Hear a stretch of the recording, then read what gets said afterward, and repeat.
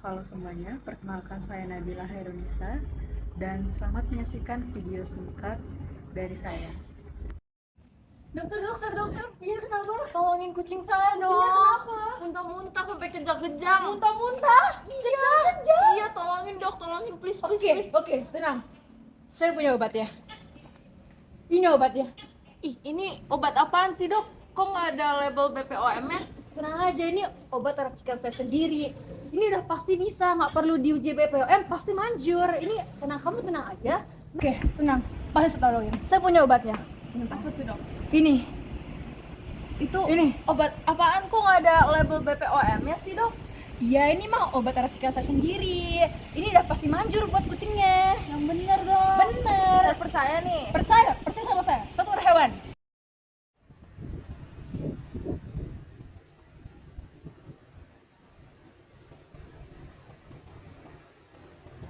Di tengah meningkatnya kepedulian masyarakat terhadap kesehatan hewan, peredaran obat pun semakin beragam.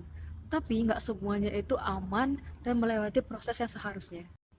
Ada sebagian pihak, bahkan dokter hewan itu mengedarkan obat yang tidak berlabel BPOM. Nah, praktek ini tuh bahaya loh, karena obat yang belum teruji itu bisa membawa resiko serius bukan hanya kepada hewan, tapi juga kepada pemiliknya. Obat hewan yang tidak memiliki label BPOM berarti belum melewati uji keamanan, mutu, dan juga efektivitas. Bisa jadi dia itu kandungannya nggak sesuai dengan label, dosisnya nggak tepat, atau ada bahan yang bisa merusak organ dalam hewan. Dalam kasus tertentu, obat-obatan ilegal juga bisa menyebabkan resistensi antibiotik yang nggak cuma bahaya buat hewan, tapi juga bisa menular ke manusia. Nah, dari apa yang saya jabarkan tadi, bisa kita lihat ada beberapa masalah di sini. Salah satunya itu ada masalah integritas dari dokter hewannya sendiri, di mana mereka ikut mengedarkan obat ilegal yang sangat menyalahi aturan kode etik kita sebagai dokter hewan. Masalah selanjutnya yang bisa muncul adalah tentang kesehatan hewan dan keselamatan manusia. Kondisi hewan bisa saja memburuk bahkan sampai mati karena obat ilegal.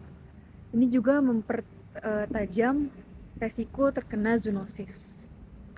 Lalu masalah yang muncul juga tak lepas dari kepercayaan publik kepada dokter hewan. Tentu hal ini dalam kutip pengedaran obat ilegal ini memperparah pandangan publik terhadap profesi dokter hewan. Dengan adanya kasus seperti ini, kepercayaan publik kepada dokter hewan semakin menurun. Tentu saja praktek ini menimbulkan masalah dalam aspek hukum, karena obat tanpa regulasi yang jelas itu tidak diperbolehkan beredar di Indonesia. Nah, solusi untuk masalah ini dari dokter hewan sendiri adalah dengan menggunakan obat yang sudah jelas terregulasi dan menolak semua tawaran penggunaan obat-obatan ilegal meski itu sangat menggiurkan. Sedangkan solusi yang bisa dilakukan oleh masyarakat adalah dengan mengecek label BPOM pada obat-obatan yang akan diberikan kepada hewan-hewannya. Lalu untuk organisasi atau pemerintah sendiri tentu saja dengan memperketat pengawasan, juga mengedukasi kepada masyarakat tentang bahayanya obat ilegal dan bagaimana cara menemukan kejanggalan-kejanggalan pada obat-obatan yang akan mereka konsumsi, baik untuk diri sendiri ataupun hewan. Nah, jadi kaitan dari topik yang saya angkat dengan Pancasila tentu saja ada di sila kedua dan kelima, di mana di sila kedua sendiri, kemanusiaan yang adil dan beradab, hewan juga perlu diberi hak untuk mendapatkan treatment kesehatan yang layak dan aman. Dan yang kelima, keadilan sosial bagi seluruh masyarakat rakyat Indonesia. Tentu saja para owner berhak mendapatkan treatment yang layak untuk hewan-hewannya dan terbebas dari praktik ilegal. Jadi kesimpulan yang dapat saya sampaikan adalah mengedarkan obat tanpa izin BPOM bukan hanya soal masalah hukum ya, tapi juga masalah moral dan integritas kita sebagai dokter hewan. Dengan berpegang teguh kepada Pancasila, seorang dokter hewan seharusnya menolak segala praktik ilegal dan merugikan, lalu berpegang teguh kepada jalan yang benar, serta bertanggung jawab terhadap keselamatan hewan dan kepercayaan masyarakat. Sekian dari saya, terima kasih.